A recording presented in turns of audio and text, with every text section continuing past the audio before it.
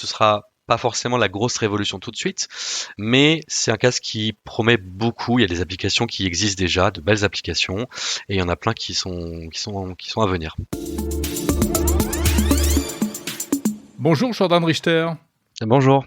Vous êtes directeur commercial de la société LS Group, qui est une entreprise spécialisée dans la conception de programmes en réalité mixte, VR, 3D, etc. Et alors, le casque Vision Pro d'Apple est disponible en France depuis le 12 juillet. Il était déjà dispo aux États-Unis. Vous avez sauté dessus parce que vous vous dites qu'il y a peut-être quelque chose à en tirer d'un point de vue professionnel. Le Vision Pro, on ne sait pas encore trop à quoi ça peut servir pour le grand public. Mais en revanche, est-ce que dans le monde des entreprises, vous entrevoyez déjà une utilité ? Oui, effectivement, on s'est jeté dessus. Déjà de un, parce qu'en tant qu'entreprise spécialisée dans ce genre de techno, dès qu'il y a un nouveau casque, nous, on se doit d'aller tester et challenger. Est-ce que ça apporte quelque chose de différent par rapport aux autres? Et oui, il y a déjà des entreprises qui sont intéressées. Nous a déjà fait quelques demandes d'applicatifs. Donc effectivement, côté business, ça secoue un petit peu pas mal dans le monde du luxe, dans le monde des transports. On imagine des applications un petit peu immersives en MR intéressantes. Alors, il faut dire que vous avez déjà développé un certain nombre d'applications pour les casques qui existent. Oculus, HTC, Quest, c'est ça ? Mais Pico Neo, toutes les HoloLens. C'est quel type d'application ? Alors, c'est un très grand range d'applications. Ça va des applications de formation, c'est des applications d'aide à la vente, ça peut être des showrooms virtuels, ça peut être des configurateurs de produits. On a aussi toute une business unit qui est concentrée sur des applications industrielles pour accompagner justement les industriels dans la création de leur scène en réalité virtuelle pour faire du prototyping, du test de conception, de l'analyse ergonomique de postes de travail. Donc, il y a tout un tas d'applications sur effectivement tout ce type de casque. Notamment, vous avez fait un outil qui est assez spectaculaire, même si c'est un marché de niche et d'ultra niche, mais pour Airbus, vous pouvez nous en dire un mot ? Tout à fait, on a travaillé pour Airbus Corporate Jets. On a fait un outil qui est un configurateur du Airbus, donc ACJ 220. C'est un outil d'aide à la vente qui est une application du coup qui permet aux commerciaux d'Airbus de configurer la cabine du jet privé avec le client, donc sur un iPad ou sur un ordinateur, et de visualiser juste après à l'échelle 1 avec un casque comme le Quest. C'est-à-dire que si je suis un milliardaire et que je veux m'acheter un jet chez Airbus, je vais d'abord pouvoir imaginer, voir virtuellement à quoi ça ressemble. L'intérieur. Ouais. Exactement. Alors, le Vision Pro, selon vous, est-ce que c'est fondamentalement différent ? Est-ce que ça apporte des choses en plus ou au contraire des difficultés supplémentaires ? Alors, fondamentalement, pas différent. Des casques de MR, le Quest 3 fait par exemple de la MR. Donc MR, réalité mixte. Réalité mixte. Donc on mélange à la fois le concept réalité augmentée et réalité virtuelle, c'est ça ? Exactement. Donc voilà, cette techno, elle est déjà utilisée dans d'autres casques qui existent, qui ont déjà été sortis. Là où pour nous, c'est un très bon casque, c'est en termes de qualité d'écran. On a vraiment des sensations assez importantes quand on le met sur les yeux. Le casque se contrôle par les yeux, c'est-à-dire que je pointe avec mes yeux une application et je viens pincher pour la sélectionner. Donc c'est des nouveaux gestes, un petit peu comme Apple a l'habitude de faire. On a appris à swiper avec les iPhones, et là du coup on va pincher et contrôler avec les yeux. Donc ça c'est un peu intéressant. Ça amène aussi pas mal de cas d'usage intéressants pour le business. À partir du moment où on peut traquer les yeux, ça permet de dire où est-ce qu'on a passé du temps pour regarder un objet, regarder un paysage, un monument. Enfin voilà, il y a plein de cas d'usage à inventer. Oui, là, vous collectez de la data, en fait. C'est possible, effectivement, de collecter toute cette data, puis de la mettre en parallèle avec les besoins des gens qu'on a en face de nous. Là où, aujourd'hui, c'est quand même un casque qui se positionne en termes de pricing assez haut. 4 000 sur environ 4 000 $ aux États-Unis, 4 500 $ aux États-Unis, 4 000 € ici. C'est donc pas pour tout le monde, même si du coup la vision d'Apple c'est d'avoir un casque un peu personnel, c'est mon ordinateur en fait que je viens porter sur ma tête, le special computing comme on dit, et donc du coup de ce point de vue ce sera pas forcément la grosse révolution tout de suite, mais c'est un casque qui promet beaucoup. Il y a des applications qui existent déjà, de belles applications, et il y en a plein qui sont à venir. Et qu'est-ce que vous imaginez, vous, comme type d'application que vous pourriez développer pour vos clients? Alors aujourd'hui, ça pourrait être effectivement du showroom en réalité mixte, c'est-à-dire je viens faire apparaître les produits de ma marque préférée ou ma future voiture là où j'ai envie de les faire apparaître, donc dans mon salon ou dans mon allée de jardin, pouvoir explorer un petit peu sous tous les angles. Je pense qu'il va y avoir beaucoup d'applications du côté du jeu vidéo. Clairement, alors notre société fait pas du jeu vidéo, mais c'est clairement quelque chose qui fait partie de ce genre de techno. L'entertainment, c'est un gros secteur pour tout ce qui est technologie immersive. Et je pense qu'il y a encore plein de choses qu'on n'imagine même pas. Je pense qu'un des objectifs va être aussi de se dire comment je transpose une application que j'ai sur mon iPhone en 360, c'est-à-dire mon application de banque. Aujourd'hui, elle est en 2D sur mon téléphone. Comment je vais pouvoir la visualiser en fait sur mon bureau en portant le casque. Il y a plein de choses comme ça qui sont essentielles à se dire. Et je pense que là, ça va être intéressant de voir ce qui va être imaginé par les développeurs et surtout essentiel de faire appel à des gens qui ont l'habitude des techno immersives et qui connaissent le spatial, justement ce qui nous entoure, les interactions, tout ce qui est UX, donc expérience utilisateur, dans un monde 360, ça devient essentiel sur le développement d'applications de ce type. Mais est-ce que c'est fondamentalement différent de ce que vous faites déjà sur le MetaQuest ou le casque HTC ou autre? En soi, non. Je pense que ce que va apporter Apple va être surtout une démocratisation de l'outil, encore plus que ça ne l'est. Donc vous y croyez, parce que démocratisation, on en est loin quand même, à 4 000 € le produit, des ventes qui sont pas extraordinaires, mais vous y croyez? Alors oui, clairement, parce que c'est une intégration dans l'écosystème d'Apple qui rend du coup les passerelles très faciles entre un Mac, un iPhone, un iPad et un Apple Vision Pro. J'ai envie de dire, quand Apple a sorti le iPhone 1 avec un prix assez prohibitif, au départ, les gens y croyaient pas non plus.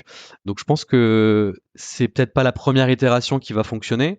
On sait qu'Apple a déjà mis un petit peu le frein sur une version 2 qui soit au même niveau que l'Apple Vision actuelle, mais on sait qu'ils préparent une version un peu plus light, donc moins chère, peut-être justement pour aller dans cette démarche de démocratisation. Est-ce que véritablement c'est un game changer, comme on dit, ça va vraiment faire basculer le marché, ou bien bon, c'est une marche de plus qui est franchie, mais sans plus? C'est un espoir pour nous de faire ce côté un peu game changer pour que les gens s'approprient cette techno justement et arrêter comment dire, de vivre sur les hypes. Une année, on va dire, la VR est morte, l'année d'après, vive le métaverse. Puis quand le métaverse échoue, c'est à nouveau la VR qui disparaît. Non, nous on travaille dans ce secteur depuis 15 ans, la 3D. Il y a une vraie utilité côté industrie, il y a une vraie utilité côté retail. Donc il y a et ça n'a jamais bougé. Donc pour nous, le game changer, c'est le grand public et faire vraiment découvrir et rendre accessible au plus grand public ce genre de techno. Vous dites que certains de vos clients se montrent déjà intéressés. Selon vous, c'est quoi? C'est parce que c'est le produit à la mode et donc il faut se l'approprier pour être dans le coup, ou bien ce sont déjà vos clients imaginent déjà des applications spécifiques qui ne peuvent pas faire jusqu'à présent? Alors, il y a, je pense, les deux cas. Je pense qu'il y a effectivement le cas de pouvoir s'approprier une nouvelle techno qui émerge. On sait qu'Apple a mis du temps à sortir ces fameuses lunettes de réalité augmentée, qui sont du coup l'Apple Vision Pro aujourd'hui peut-être. Donc ça se faisait attendre et on se dit, ok, si Apple se lance et sort un produit, c'est qu'Apple est un peu sûr de son marché. Donc il y a une confiance, je pense, dans la marque et donc du coup ça devient une nécessité de s'approprier le device et se dire qu'est-ce que je peux en faire. On a aussi des gens qui ont déjà réfléchi à ce qu'ils veulent comme type d'application sur des milieux peut-être un peu plus luxe et haut de gamme, pouvoir offrir des expériences un peu personnalisées, individuelles à une clientèle peut-être de niche également. Donc là, on a aussi des choses qui sont déjà, je pense, pensées dans les services marketing, communication des entreprises. Donc voilà, c'est un peu des deux. Euh, Comment se passe le développement sur le Vision Pro? Quels outils vous utilisez? Est-ce que c'est plus difficile, moins difficile, plus facile que sur les autres plateformes? techniquement parlant? Alors, techniquement parlant, c'est pas beaucoup plus difficile en termes de développement. Ce sont les mêmes outils de programmation qu'on pourrait utiliser pour programmer sur un iPad ou une application iPhone. C'est du Swift, je crois. Nous, on utilise aussi beaucoup Unity, qui est un développeur, enfin un moteur de rendu 3D de jeux vidéo à la base, qui pour nous a une bonne utilisation pour le monde industriel et le monde des techno immersives, Ouais, qui est utilisé pour faire tous les jeux vidéo, etc. de par sa versatilité. Et Unity a dès le début annoncé partenariat avec Apple et puis des passerelles de programmation. Donc pour nous, il s'est avéré assez facile de pouvoir transférer une application qu'on a développée sur Unity et de l'adapter sur Apple Vision Pro. Ce qui change, c'est effectivement ces nouvelles gestuelles, ces nouveaux parcours UX, donc du design vraiment d'interaction dans le spatial. Alors nous, on en a l'expérience parce qu'on a fait des tas et des tas d'applications immersives, mais effectivement, c'est peut-être le plus difficile, c'est de se dire comment on va plus loin, comment on utilise le tracking des yeux, de nouvelles interactions. Voilà. On a les compétences pour faire ça en France? Il y a des... Vous trouvez...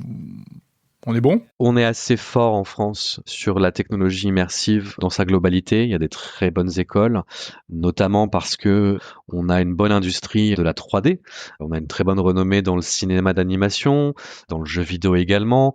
On a des studios très très compétents sur ces applications.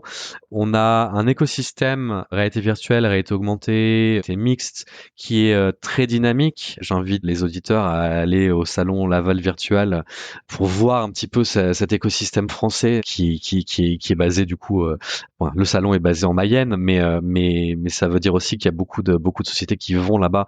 Et dans toutes les grandes villes, on a on connaît nous des concurrents ou collègues qui sont de très bonne qualité. Est-ce qu'on peut dire finalement que votre marché se porte bien aujourd'hui? Est-ce qu'il est mature ou il y a encore des étapes à franchir? Je pense qu'il y a encore beaucoup d'étapes à franchir. Le marché, il est mature en fonction de la maturité des industries que l'on a en face de nous. L'industrie automobile, l'industrie de l'aérospatiale, l'industrie de l'aviation travaillent avec la 3D depuis des années. Donc, Oui, ils sont déjà sensibilisés. c'est un peu des pionniers voilà. Et puis, il y a des notions de design en 3D, de modèle 3D qu'il y a depuis très très longtemps. À l'inverse, des industries peut-être comme la joaillerie ou le luxe, qui ont aussi des produits qui sont beaucoup plus uniques, n'ont pas forcément de modèle 3D de leurs produits. Et ça va être beaucoup plus compliqué d'atteindre ces sociétés-là. Néanmoins, moi, j'observe ma propre expérience, un changement sur les 5 dernières années. Moi, ça fait 5 ans que j'ai rejoint LS Group. Il y a 5 ans, on devait encore se battre pour dire que la VR n'était pas seulement un jouet et seulement du jeu vidéo pour s'amuser, seulement un gadget. Aujourd'hui, j'ai presque plus besoin de le dire. Les entreprises, les industries, et ça, c'est cross-industrie, comprennent que c'est une technologie qui aujourd'hui est mature. La technologie, elle est mature, mais que du coup, c'est à raisonner comme n'importe quelle autre technologie. Est-ce que je peux en retirer un ROI? Et les entreprises, maintenant, identifient le ROI qu'elles peuvent avoir avec ces technos. Quand vous parlez de ROI, donc de retour sur investissement, qu'est-ce que vous voulez dire exactement? Typiquement, on travaille, nous, avec des solutions, par exemple, qui s'adressent à des industriels. Et on a une solution, par exemple, qui s'appelle XAergo, qui permet de faire des analyses ergonomiques de postes de travail. Donc, on vient évaluer si une ligne de production, si un poste de travail est ergonomiquement bien ajusté pour permettre à un opérateur de faire un geste qui va répéter 100, 200, 500 fois, 1000 fois dans une journée, que ce geste soit sécuritaire, que ce geste ne le blesse pas sur le long terme.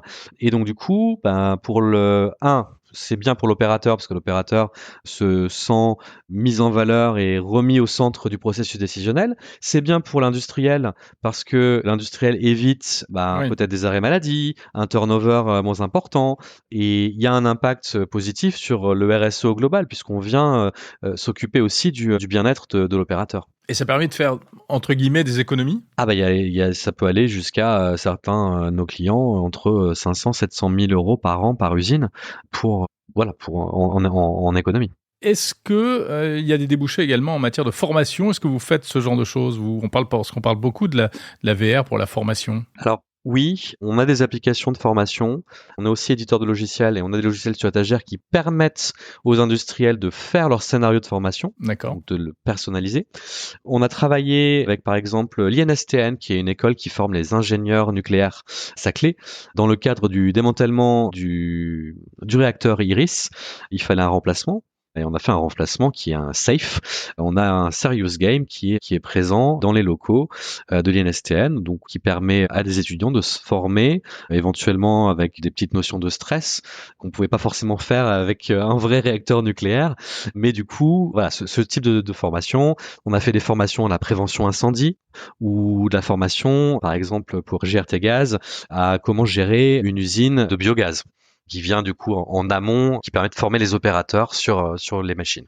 Encore une question, Jordan Richter. Si on prend un peu de recul, on a l'impression que malgré tout, la réalité virtuelle, la réalité mixte, c'est pas encore véritablement ancré dans le grand public, même pour les joueurs. On a beaucoup parlé du gaming, mais ça reste quand même assez marginal.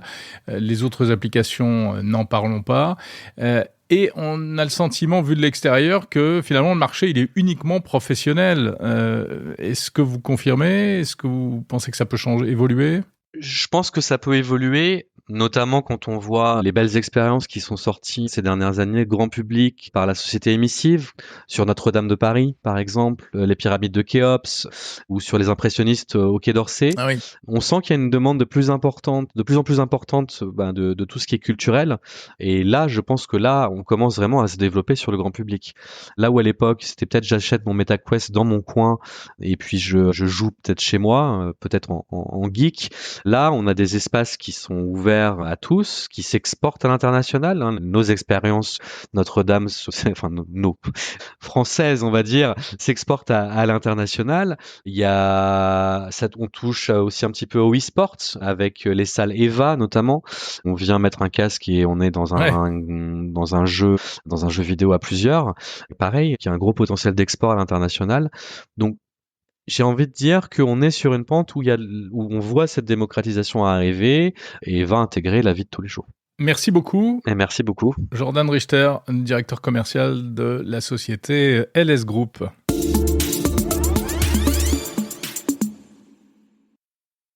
Comme des milliers d'auditeurs, vous avez apprécié cet épisode et vous souhaitez associer l'image de votre entreprise au podcast Monde Numérique, alors n'hésitez pas à nous contacter. Le podcast est un média idéal pour toucher une audience attentive, de qualité.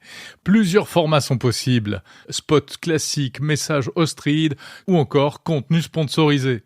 Pour devenir partenaire de Monde Numérique, rendez-vous sur le site mondenumérique.info, rubrique Contact. On a certainement plein d'idées à partager.